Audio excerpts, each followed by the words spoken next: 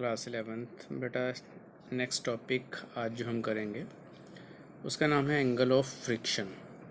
Definition है इसकी, the angle of friction may be defined as the angle which the resultant of the limiting friction and normal reaction makes with the normal reaction.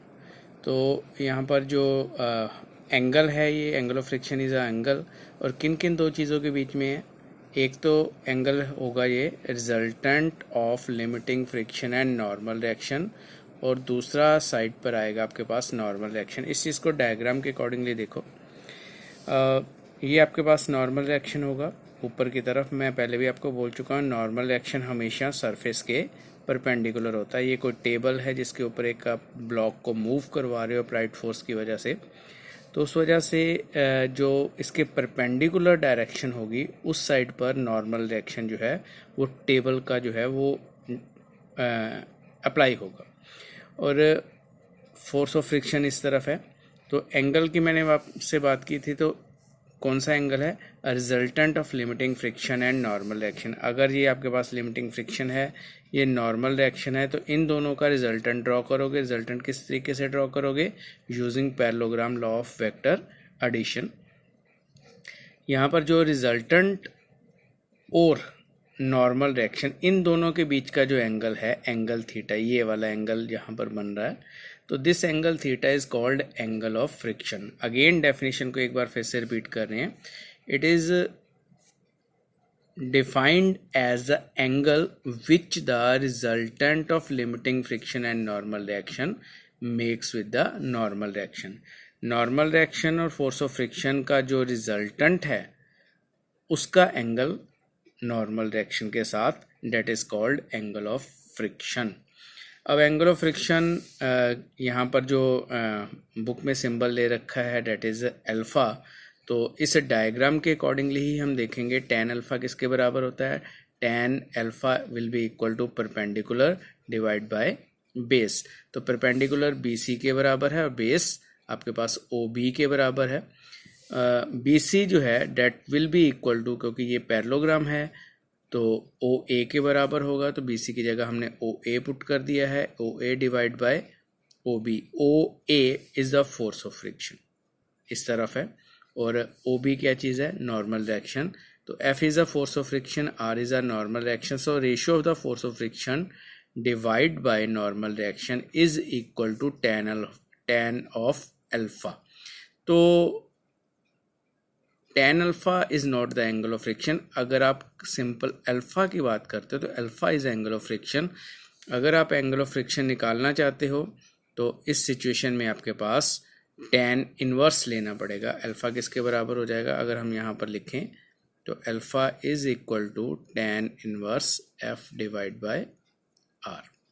So again यहाँ पर F divide by R किसके बराबर होता है? It is equal to mu. Mu is the coefficient of static friction. अगर आपको याद हो लॉज ऑफ लिमिटिंग फ्रिक्शन, तो हमने वहाँ पर एक जो रूल पढ़ा था, F is equal to mu R, तो वहाँ से आपके पास म्यू किसके बराबर हो जाएगा? F divide by R। So F divide by R की जगह आप वैल्यू पुट कर सकते हो mu. So tan of alpha, tangent of the angle of friction will be equal to the coefficient of static friction. The coefficient of static friction is equal to tangent of the angle of friction.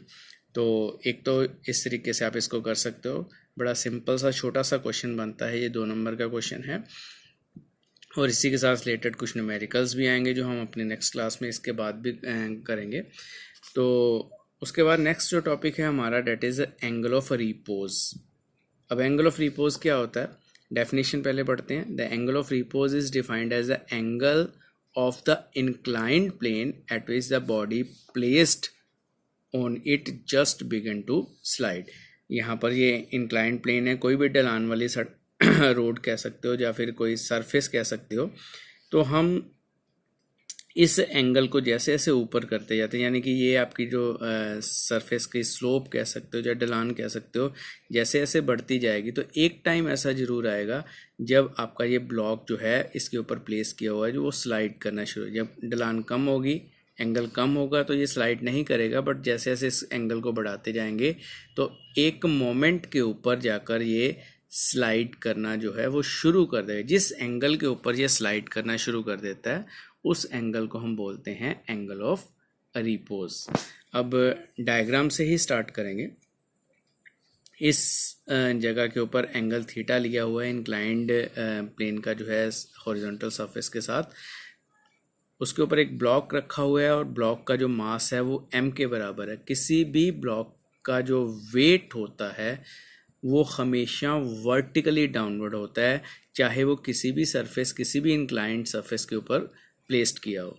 तो यहाँ पर vertical downward direction में mg उस object का wait है। m is a मास, और wait की बात करते हैं तो वेट किसके बराबर होता है? Mass into gravity. Now here we will resolve mg into two perpendicular components. ये यहाँ पर इम्पोर्टेंट थिंग है कि हम mg को दो हिस्सों में बांट रहे हैं, रिजॉल्व कर रहे हैं। रिजॉल्व किस तरह से करते हैं, परपेंडिकुलर कंपोनेंट कैसे होते हैं, ये पिछले चैप्टर में हमने पढ़ लिया हुआ है, पिछले यूनिट में किया था हमने।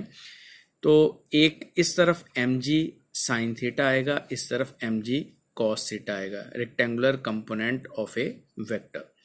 अब इस तरफ mg cos थीटा क्यों आया है? क्योंकि मैंने आपको बोला था कि जिस तरफ एंगल होता है उस डायरेक्शन के साथ cos थीटा लगता है और उसके परपेंडिकुलर साइड पर sin थीटा। अब एंगल यहाँ पर थीटा और ये थीटा दोनों सेम रहेंगे। किस तरह से है? आप अगर इस चीज़ को यहाँ पर ड्रॉ कर देते हो तो दिस इज़ 90 डिग्री। अगर ये एंगल थीटा है, this angle will be 90 minus theta, और टोटल एंगल अगेन ये 90 है। तो इसमें से अगर इस साइड पर 90 माइनस थीटा है तो ये वाला एंगल थीटा रहेगा।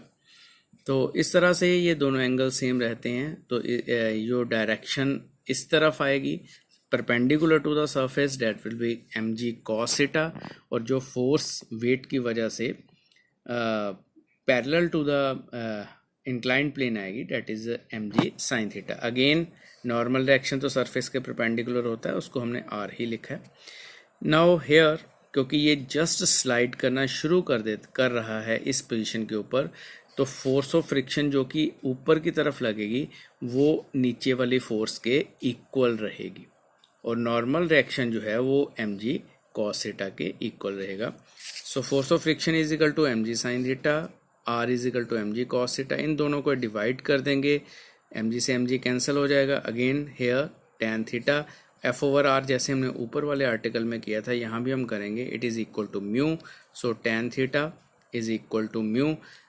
फार्मूला जो एंगल ऑफ फ्रिक्शन में आया था that is tan alpha which is equal to mu, यहाँ पर अल्फा की जगह थीटा आ गया। सिर्फ सिंबॉलिक डिफरेंस है कि एंगल ऑफ फ्रिक्शन को हम अल्फा लिख रहे हैं, एंगल ऑफ रिपोज को हम थीटा लिख रहे हैं, बट दोनों की वैल्यूज़ जो है वो कोएफिशिएंट ऑफ लिमिटिंग फ्रिक्शन के इक्वल है। So again the coefficient of static friction is equal to the tangent of the angle of repose.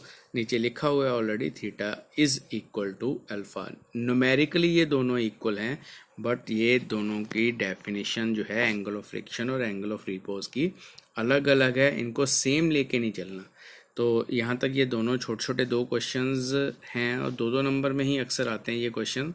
इनको अच्छी तरह से आप करो, उसके बाद इसके न्यूमेरिकल्स जो हैं वो हम अपनी नेक्स्ट क्लास में करेंगे।